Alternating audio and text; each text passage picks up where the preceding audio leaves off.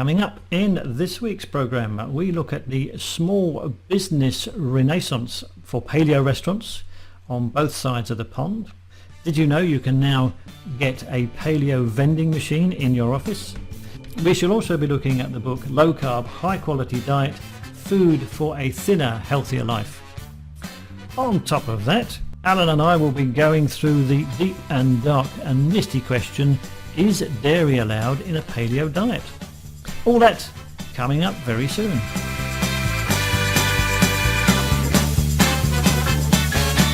Hello again, Mark Moxom here. I'm in the studio yet again with my co-presenter Alain Braux. Hello Alan. Hello Mark, and hello everyone. Thank you for joining us today.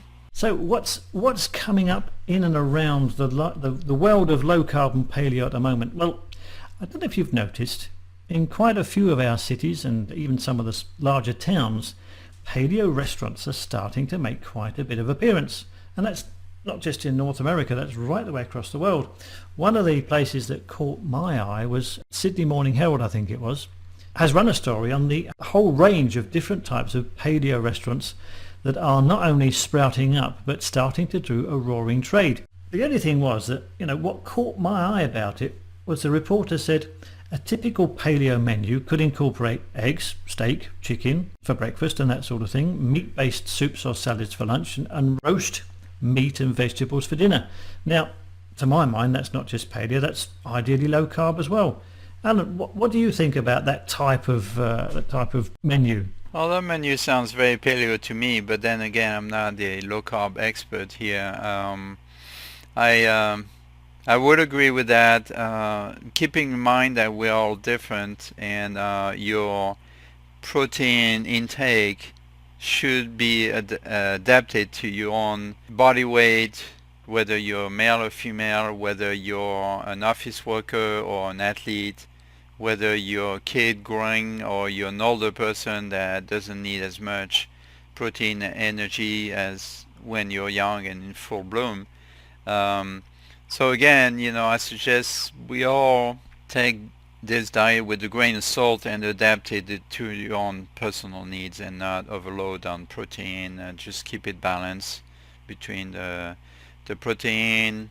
Typically, a human being needs about 4 to 8 ounce protein per day to function and replenish their muscles and so on and so forth. So above and beyond that, I would be cautious not to encourage people to eat a big slab of 1 pound steak, for example, but that's just me. Again, I'm not an athlete, so I keep that. If you are a triathlon or Ironman competition, by all means, you need more protein intake.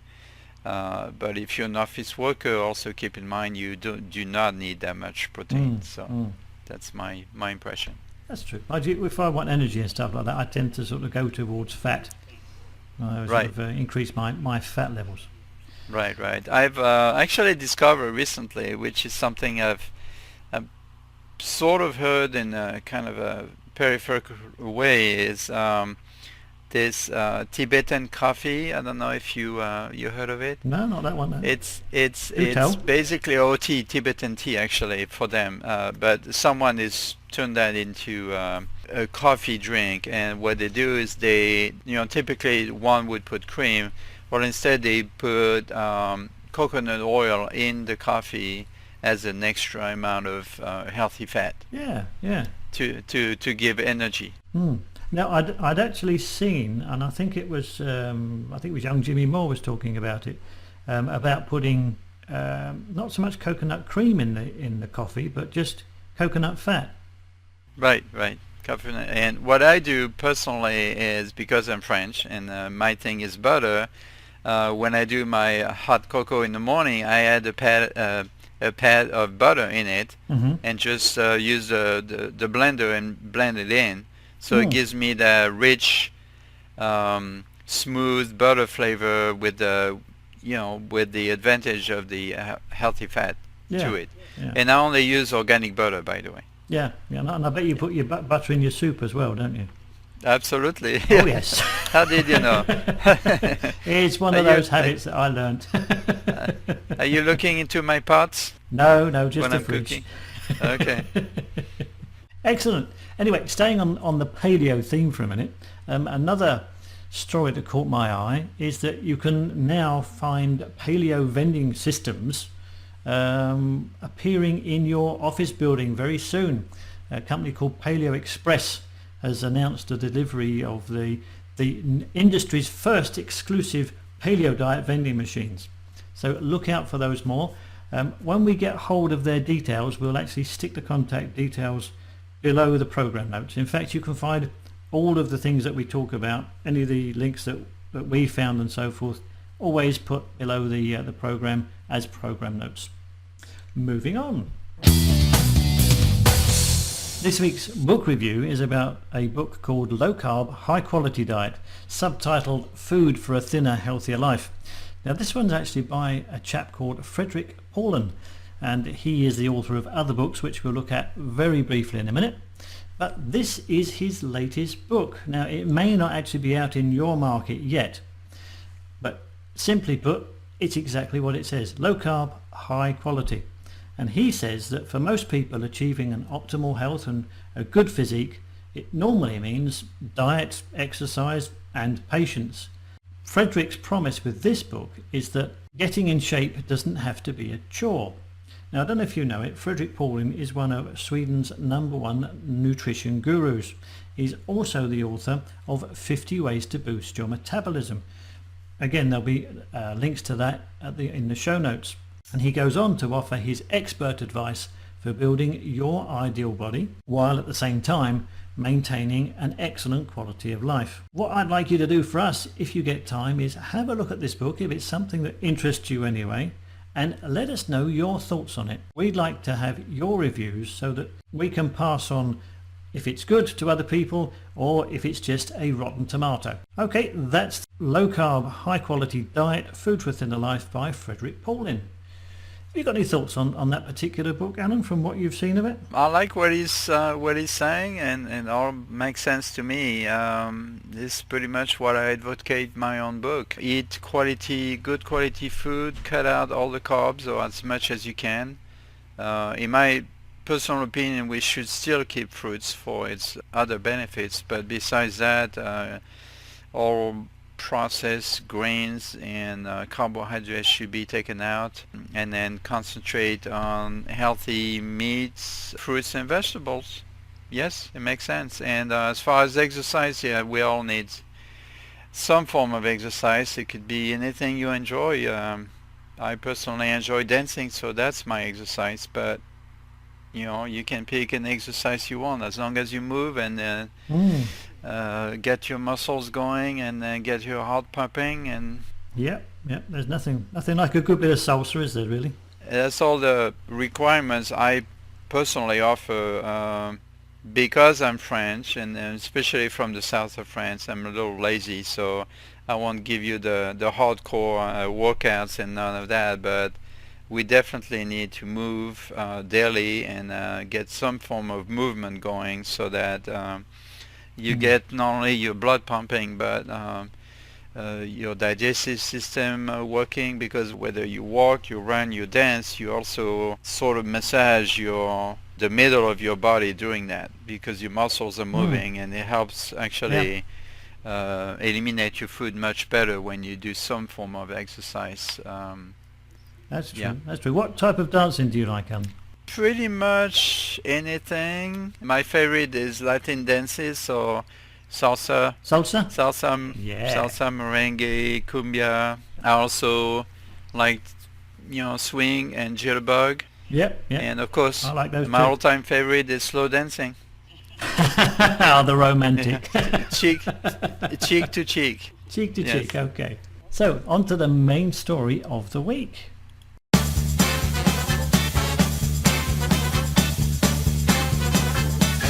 In our main story for this week, we're going to answer the question, is dairy allowed in the paleo diet? Now, Alan, you've got a real background in the paleo diet, And I know you've got some relatively, I won't say radical views, but they're not what some people might call hardcore paleo. What do you think is the right stand to have on whether or not you have dairy in the paleo diet? Yeah, as usual, I have an opinion on everything, but in this case, unlike some of the hardcore paleo proponents, I'm kind of middle of the road on this particular subject. For one thing, because I'm French, I could not live without dairy, especially cheese. But my opinion in the case is there's twofold. One is, first of all, are you allergic to dairy products? And that's an important question because we seem to have higher incidence of dairy allergies. And part of it is due to age. As we get older, we don't have the right enzymes to process dairy, so we have lactose intolerance. But that's just one side of the issue. The other side of the issue is that, as in every other processed food, I would put a disclaimer. I would say personally, I would say avoid processed dairy, which all that entails, and I'll have a little more details about this later. I would personally prefer and suggest that you stick with raw dairy if you have access to it. So for example, raw milk. I know in some states it's against the law, but I know if you're smart, there are ways to find raw milk if you really want that. I have had clients tell me that since they drink raw milk, they're not allergic to milk anymore. No, I have the same. I can't drink pasteurized milk, but I can drink raw milk. Yeah, so if you avoid pasteurized and homogenized milk, which is really not digestible by your body, then when I was a kid, we had milk straight from the cow. I mean, I actually had the little pail, go to the farm that was about a mile away, walk there, get the milk almost literally still warm from the cow, bring it back home, and that's what we drank. And nobody at the time, and that was well, I won't tell you my age, but I was a while back. And but are you 21 and a bit then, Alain? Yeah? Nobody ever told us how supposedly dangerous dairy was for us. You know, it was all because we trusted the farmers, and the farmer was a clean farmer. There was no, but nowadays milk, especially in those factory farms, they contain so many dangerous products that they have to process it in order to quote unquote clean it. And this is my problem with processed dairy, is that I personally avoid it because I know that what they do to it to make it drinkable and safe is not healthy for your body. Your body will not digest it. So going back to raw, so raw milk if you can find it. I know raw cheese is available widely. I would suggest you eat only aged raw milk, especially if you have tend to have sensitivities with dairy. The reason for aged raw cheese is not because it's dangerous, is that the fermentation process and the enzyme process, once it's past 90 days, will eliminate, it will digest the lactose in the cheese. So you might, if you eat, for example, raw fresh cheese, fairly fresh, it's still soft, you might have a reaction to it, but if you buy the same cheese aged 90 days and over, you won't have any reaction because the lactose is being basically absorbed by the enzyme in the aging process. All right. So the actual aging process gets rid of the lactose. Yes. Yes, and so if you've got a problem with lactose protein, and does that mean that just by having aged cheese that goes away? My personal experience is yes. If I eat fresh cheese, I tend to have digestive trouble because I am lactose intolerant. But if I eat aged cheese, I'm fine. I can eat all the cheese I want, and it doesn't bother me. If you still are sensitive to cow's milk cheese, then you might want to think about goat milk or goat cheese. My all-time favorite cheese is goat cheese. And so Oh it's yes. even better, as in less of a chance of reaction from my body than cow's milk. But I like to, Mm. I like to vary my cheese. I like to have a variety of cheese. Yeah. So, but my mainstay cheese is goat cheese, and then I would, get camembert or roquefort, which is, very beneficial for your health as well. Roquefort, because of Mm. the penicillin in the blue cheese and the roquefort, the green. Mm-hmm. That's all Yeah. penicillin. It's actually healthy for you, to the point where in the old days, again, I'm talking my grandparents, on the farm, if you scrape or you cut yourself, what they would spread on your boo-boo was actually penicillin from the blue cheese. I mean, I know it sounds a little gross, but if you No, not once at all. you heal, you can lick it off, and you're back to business. That's it. I'd much rather have something natural Okay. spread on my body than something unnatural. Absolutely. That's for sure. So basically, my take on this is that if you're not allergic to dairy, by all means, it's a very good, healthy source of protein. Just avoid the Mm-hmm. processed cheese, pasteurized, homogenized, processed. The reason why, in my opinion, is that we have so much problem coming from dairy, from industrial farms. They Mm. are typically living in pretty dirty conditions, so they are pumped up with antibiotics to keep them quote unquote healthy. Also, the fact that Mm. antibiotics is used as a way to fatten the cows faster. Yeah. And plus they typically contain growth hormones, because the poor Mm. animals are injected bovine growth hormones to grow faster.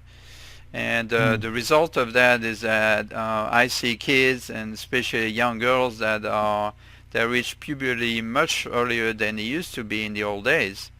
Mm. Yeah. So if you take that into account, and the fact that typically factory farm cows are fed genetically engineered grains, which also makes them Mm-hmm. sick. So you put all of this Mm. combined with the pasteurization and homogenation, and you do not have a healthy product. No, and of course the pasteurization process itself kills off all the enzymes that are actually in the milk to help us digest it, aren't Yes, they? and it damages the healthy fats contained in the milk Mm. Mm. naturally, especially when it's Yeah. grass-fed milk from a cow that's feeding on healthy grass. Is loaded with omega-3s and beta Mm. carotenes and all the good things that you can find in really good quality milk. That hasn't been Yeah. processed. You mentioned it briefly earlier, but what for those people who are totally intolerant to cow's milk? What are the alternatives? My favorite choice would be nut milk. So almond milk is my number one choice, because it's the most easily available. Coconut milk is also a very good choice. And Mm-hmm. a little more expensive would be hazelnut milk or hemp milk. So these are good Hemp milk. alternative vegetarian sources of milk. I am a Mm. little more suspicious about soy. Mm. For the main reason is most of soy milk out there, unless it's certified organic, is coming from genetically engineered soy, which is not a good thing. No. And then for us men, because soy contains phytoestrogens, unless Yeah. you want to grow breast, I would stay away from it. For us guys, that is. Anything else we need to know about whether or not you can have dairy on a paleo diet? No, I think I covered pretty much everything. It's a personal choice. So if Mm-hmm. obviously if you don't feel comfortable with it, by all means avoid it. But Yeah. if you're wondering, if let's say you love milk and cheese, and all of a sudden you're told that on the paleo diet you cannot have any dairy, well, if you love it and you're not allergic to it, by all means I would suggest you keep on eating it, or do not take it out of your diet because it's a very good source of nutrients. Yeah. So if it's doing you good, leave it in. If you're in doubt, take Yes. it out. That sounds like good advice. Thank you. Excellent. This week's question is, do I need to take supplements on a low-carb diet or paleo diet, and if so, which ones? Well, from my point of view, I do take supplements. In fact, I take just a regular daily supplement, probably one of the more expensive ones from good old Dr. McCullough, and that's his Whole Food Multivitamin Plus, which has got vital minerals in it as well. I have tried taking other brands, but to be honest, I've found them a little bit ineffective. Really, I take those because I don't eat a lot of fruit, if any fruit. I don't eat that many vegetables because I don't really like them. So there are things that I personally am lacking. But obviously, if your diet's more balanced than mine, then you may not need some sort of multivitamin. But I know you've got some very, very concise thoughts on Well, that. I've got lots of thoughts on that, so I'll try to keep it concise. But personally, since I've done all my research on GMOs, I've found that a lot of vitamins out there are synthetic vitamins, or they come from genetically engineered ingredients. So personally, I stay away from that. But on the other hand, I use two what you would call supplements that are base food because food is my thing. So one is fish oil.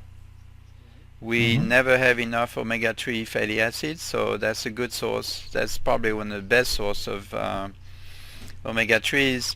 And the other thing is we are not typically paying enough attention to our gut health, and so I always take probiotics. Yes, yeah, I do. And as well. that helps because your gut is your first line of defense in your immune system. If you don't keep it healthy, then you might end up with digestive problems and all sorts of food allergies related to that. So these are the only two supplements that I take. Every so often, I'll actually do a month's course of digestive enzymes as well. Yes, that helps. Which obviously they acted it further down the digestive. If you have issues with digestion or acid reflux or something, you might consider some meat digesting enzymes to help you digest your, especially if you're on a paleo diet, if you eat a lot of protein. So don't you think that people who've got problems with acid reflux are either eating exactly the wrong stuff for them, or they're eating too much?